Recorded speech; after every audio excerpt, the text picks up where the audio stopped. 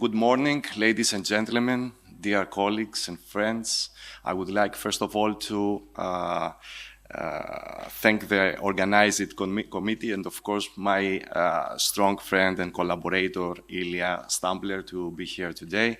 And, of course, I would like to give my sincere gratitude to Arseni and Marios Kyriazis, who were the first persons who introduced me in the longevity field a few years ago. The bug of longevity hit me, and that's why I'm here today, which I will have the opportunity to introduce you in the best practices and protocols by the International Longevity Alliance, which is the first time presenting in the world a kind of a protocol that would be used and implemented in our daily practice. I'm an internal medicine consultant, diabetologist, gerontologist, and also medical ozone therapist. And I would like to show you today and introduce you what we can have in our daily practice. So, a few words about healthy longevity medicine. Is an emerging field, of course, focused on delaying the age-associated decline through personalized treatments with potential to significantly improve healthcare trajectories. However, it remains hindered by the absence of clear and agreed definitions, certifications from medical boards and medical authorities, standardized protocols, and established regulatory frameworks. The present work is a position paper collectively created by medical professionals and senior members of the International Longevity Alliance, considering public protocols and good practices of healthy longevity medicine, aiming to address some of the open issues. Though not final or determinative, this collective work aims to suggest current state of recommendations on how to assess and improve existing definitions and standards in this rapidly developing and crucial medical field.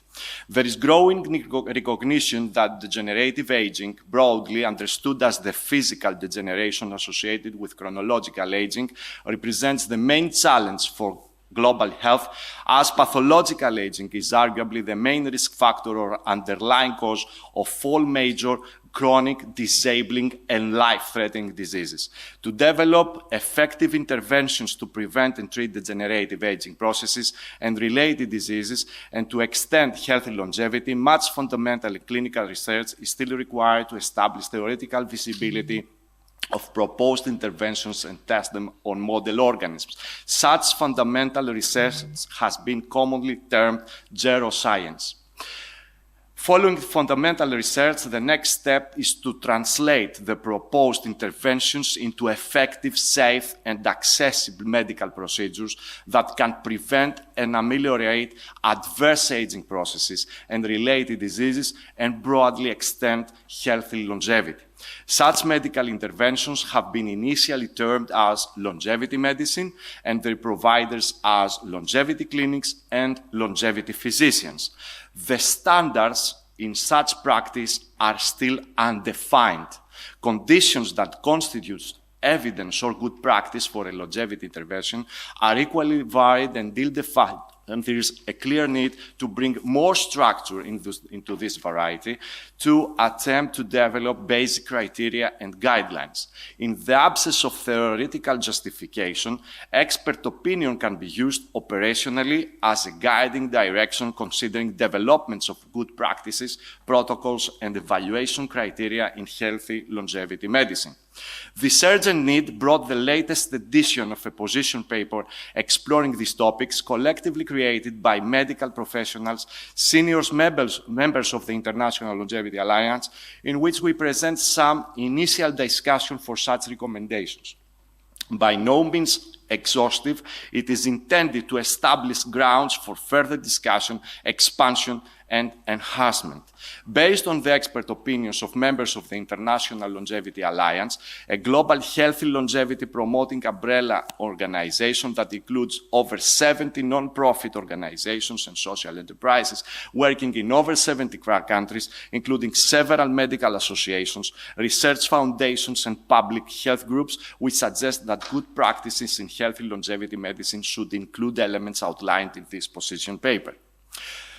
Based on the present expert opinion, the aims of the Healthy Longevity Medicine Service are to promote health, wellness, healthy longevity and disease prevention, promote healthier lifestyles and habits, enable early and preventive intervention in age-related diseases, enhance health span, the period of life in good quality health, optimize health span by effectively targeting aging processes across the lifespan, resulting in measurable improvements in health outcomes, functional capacity, and overall quality of life. Promote and support scientific research in the field of healthy longevity medicine, including collaboration with academic institutions and research centers. Foster a partnership between clinical practice and basic research, ensuring that the latest neuroscience discoveries are rapidly integrated into patient care, while also providing researchers with valuable clinical insights and access to real-world data, accelerating innovation and enabling development of first-in-class interventions. Such support ethical, equitable, and globally accessible delivery of neuroscience-based interventions addressing the underlying processes of aging, ensuring that advancements in healthy longevity medicines are implemented with fairness and cultural sensitivity and contribute to reducing health disparities across populations. Engage in development of recommendations and policy strategies that support initiatives and investments in research on longevity and healthy aging, integrating various scientific disciplines such as medicine, biology, technology, psychology, and sociology to achieve the broadest possible approach to the challenges of longevity. Establish and allow external validation of standardized protocols and measurable benchmarks for assessing the safety, efficacy, and quality of longevity interventions, laying the groundwork for professional certification, regulation, and evidence-based clinical guidelines in the emerging field of longevity medicine. The primary goal of longevity medicine are to preserve the life and health in old age, to extend the health span, and the period of life during which a person is generally healthy and free from severe disease or disability, as you have already listened. This encompasses the quality of life, functional independence, and the ability to engage in daily activities without significant health-related limitations. The goal is more than just living longer. It is about optimizing those additional years to ensure they are healthy, active, and fulfilling. Longevity medicine includes personalized, preventive, augmentative, and curative medicine encompassing biogerontology, geroscience, regenerative medicine, precision and functional medicine employing advanced computation and biomedicine. Longevity medicine aims to optimize health and health span by targeting aging process throughout one's lifespan, and this innovative approach combines preventive and therapeutic medical practice and methods, encompassing a broad spectrum of diagnostic and interventions. The importance of longevity medicine lies in its potential to revolutionize healthcare by shifting the focus from reactive to anticipatory care, from disease treatment to proactive health diagnostics, optimization and age-related disease prevention by applying zero diagnostics and zero interventions or zero therapeutics. Longevity medicine differs from general preventive care by its focus on aging biomarkers, zero science interventions and therapies and methods aiming at extending health span and lifespan and delaying the onset of age-related diseases. Briefly, longevity medicine is a personalized approach to healthcare addressing the underlying causes of aging based on the understanding that aging is not a single process but rather a collection of interconnected processes that can be targeted for intervention.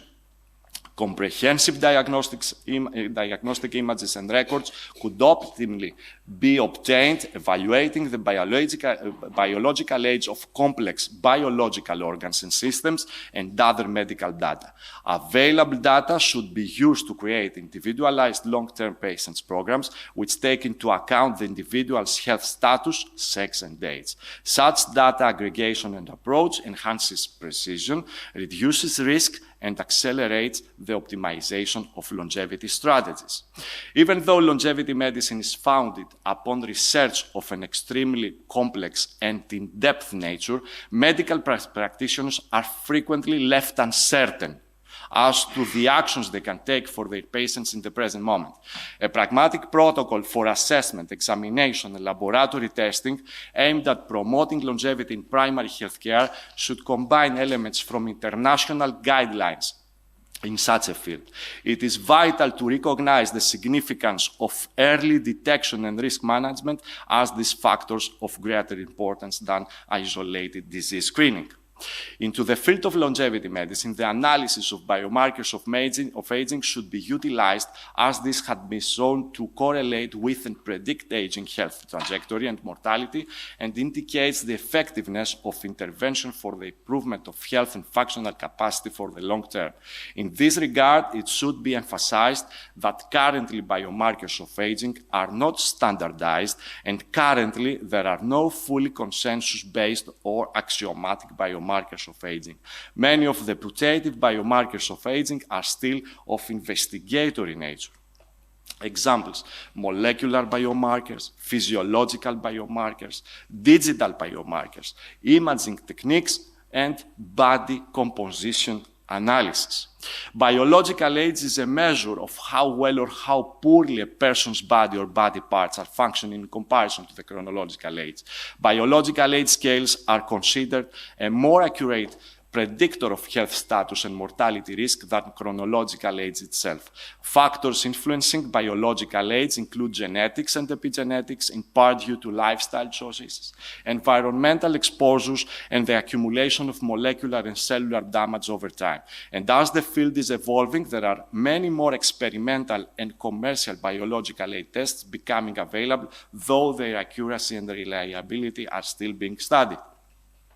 As virtually any biological and physiological parameter changes with age and can potentially serve as a biomarker of aging, there is a need to select the most informative yet economical panels of biomarkers. A biomarker of aging is a measurable characteristic that can be used to assess the aging process. Biomarkers of aging can be utilized to track the process of aging, identify people who are at risk for age-related diseases, and measure the effectiveness of longevity promoting and health span promoting interventions. The ideal biomarker of aging would be simple, inexpensive, and accurate way to measure the aging process. And then, of course, we come to the longevity interventions.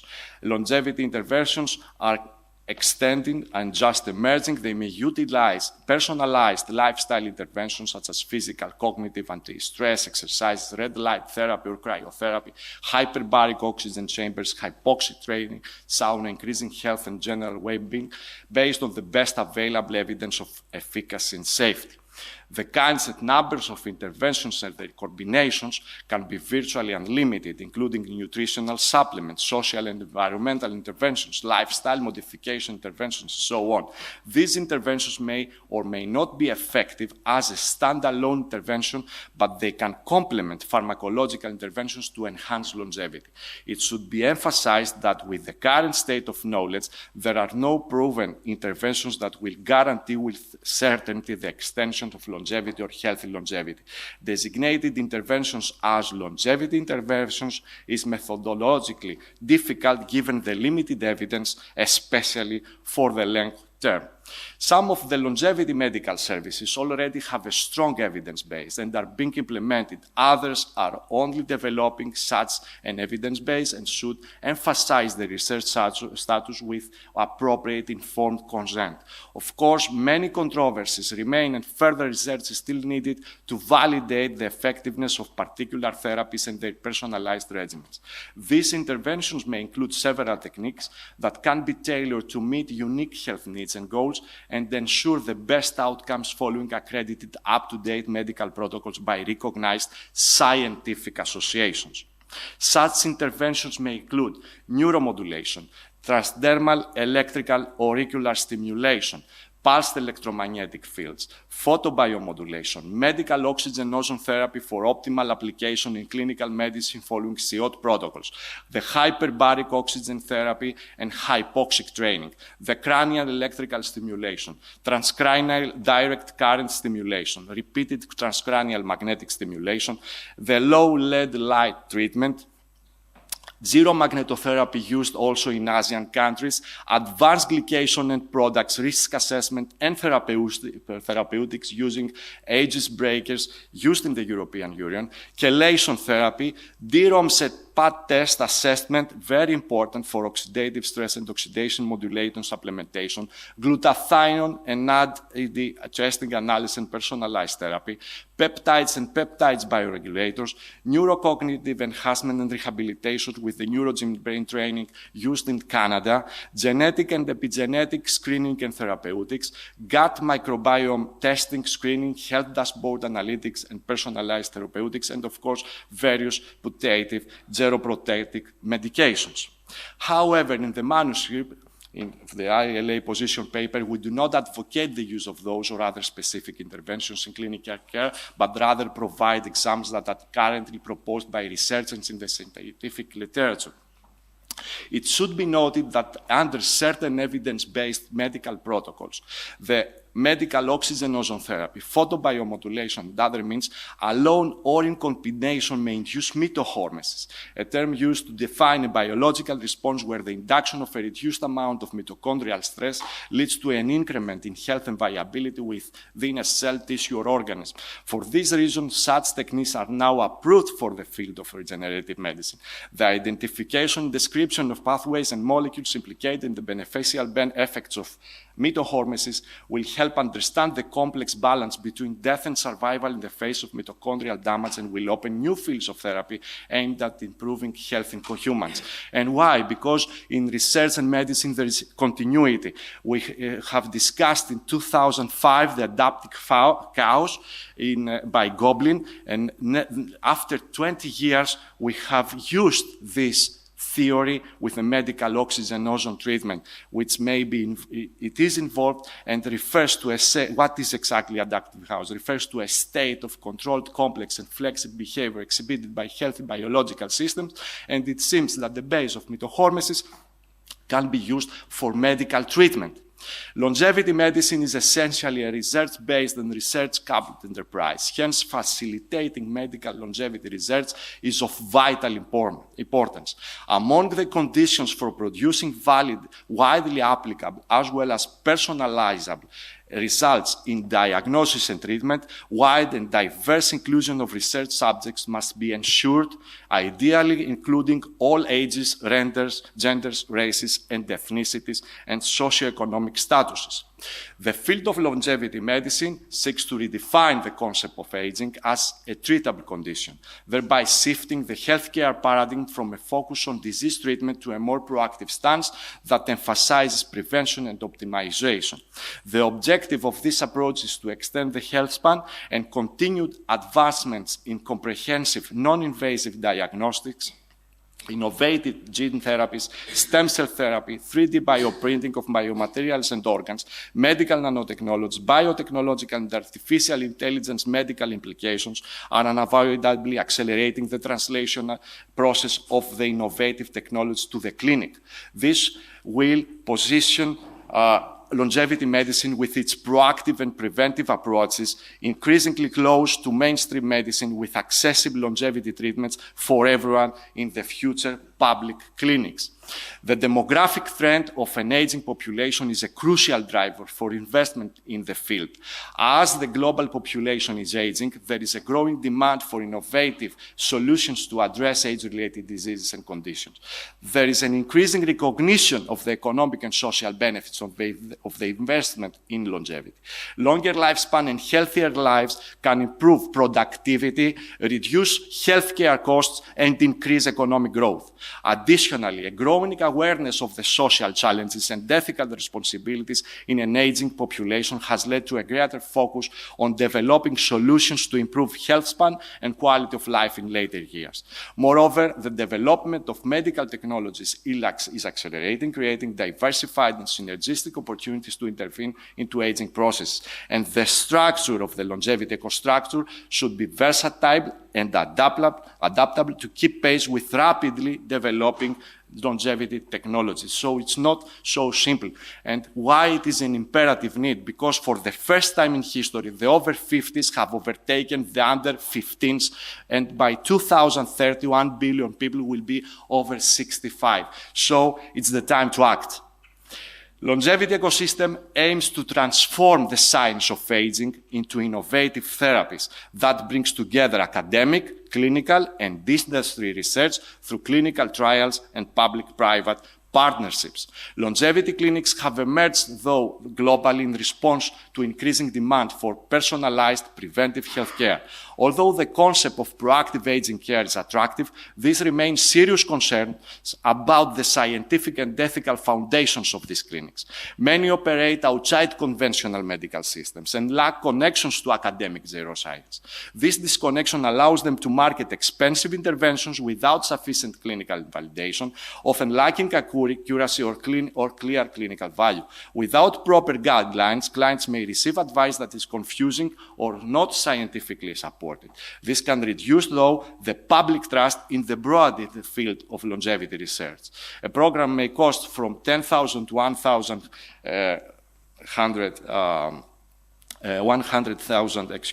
euros per year, limiting access to wealthy individuals while leaving out population most at risk for premature aging we have to screen and treat.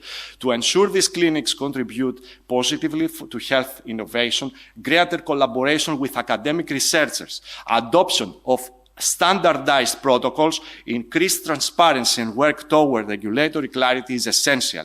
Broader access must also be considered by developing scalable and more affordable models, possibly through partnerships with public health systems. Ultimately, longevity clinics represent both a major opportunity and a serious concern. If integrated responsibly with science, policy, and public health, they could support a shift toward personalized preventive health care. Without this alignment, however, they risk reinforcing inequality and weakening the credibility of the science behind aging research. And here are the other patients about the bridging the population expects. Overcoming also, we have to overcome the clinical inertia. I can also add the scientific inertia, because as I have told you, it's time to act. These barriers like lack of time, lack of resources, lack of training and education, suboptimal patient medication, and taking behavior and perceptions about a patient's ability and willingness to follow treatment protocols, such as also therapeutic regimen, concerns and management of comorbidities, have to be overpassed. Education is crucial in such case.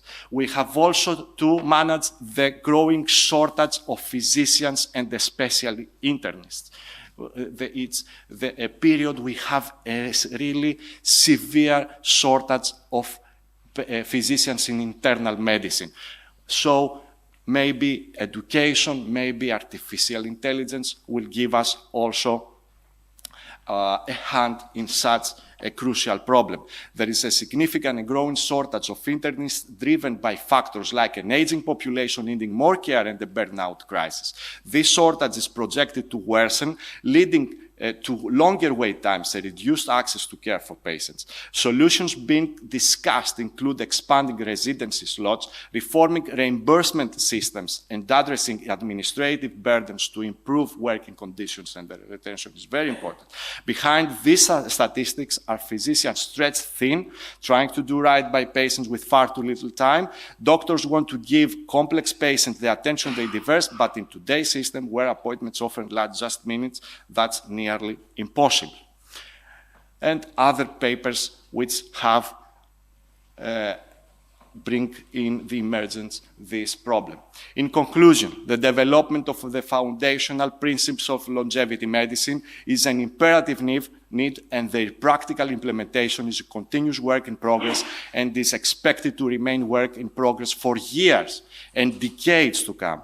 These principles and implementations will continue to be elaborated via collective expert opinion with an ever-increasing use of operational field evidence as well as rational theoretical substantiation.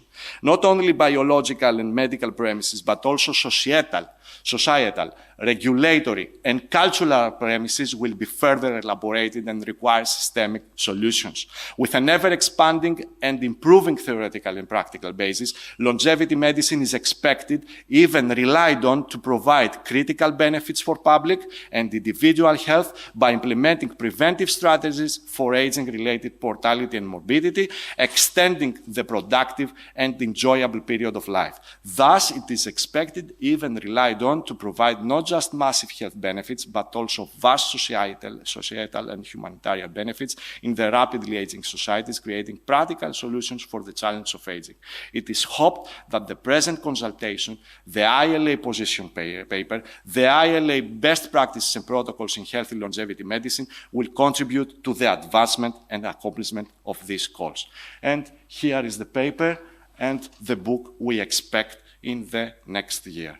And I would like to share the floor with Ilya for this great achievement, because it's been really a very, very good teamwork. Thank you very much for listening. So great. This is such a comprehensive and very informational things. I would like to remember every word you say, really. I will definitely learn more after this. And Ilya, you're going to have a question? Okay, please. Some other questions? Please be prepared. First of all, thank you very much, Georgios. That was a great collaborative work. Just some additional information. This is a paper, as you can see, co-authored by 25 world-leading experts in longevity, including several authors here, including Jing Bao, including Evelyn, myself, Georgios. So we tried to summarize the current state of the art, and it will be part of a new book that will come out in a few months, called Health and Longevity Policies and Practices, part of the Springer Nature, a series on healthy aging and longevity, where I have the honor to be the editor of this particular volume. Just a little bit promotion, prepare to buy this book, including this paper. And my question, it's not only comment, my question to Georgios, how do you see, very briefly, how do you see the future of this project? How do you see the future development, implementation, both of the position paper on best practices and of International Longevity Alliance Medical Scientific Committee? Thank you very much, Ilya, for the question. The answer will be very short. It depends on us. And when I talk, it depends on us or everybody who is being, let's say, engaged in the field of longevity medicine. Researchers, scientists, physicians, authorities, public health systems, everybody, because demographic aging is here. It's not something we talk for tomorrow, it's today. It's great, thank you. We have more questions, please. First of all, thank you. It was extremely fascinating. As a clinician, I'm asking myself, by the end, what will get? Guidelines like hypertension, so when someone comes to me, I know how to manage him longevity-wise, and will it be applicable to the general public, I mean primary care population, because nowadays it seems like most testings and biomarkers are out of reach of the general population. Exactly. So nothing can go on if we don't have the basic levels of preventive medicine and primary care. So first we have to check weight, exercise, hypertension, blood glucose, lipids profile, and of course to have the profile of the patient, the stress levels, the sleep quality of life, because we cannot talk about further adjustments if we have not finished with the basic medicine. It's very important. So it depends on us, and of course it needs education, it needs conferences, seminars, workshops. It's not just we have the paper together. Okay, we have the paper. From now on, what? It depends on us. We have to collaborate and we have to go on. The next step has to be discussed and promoted. But it depends on us. Actually very insightful question. This is also the question that we always ask. That's why we need to try. Any more questions? Okay, if not, thank you so much again for this wonderful presentation. Thank you very much. Thank you.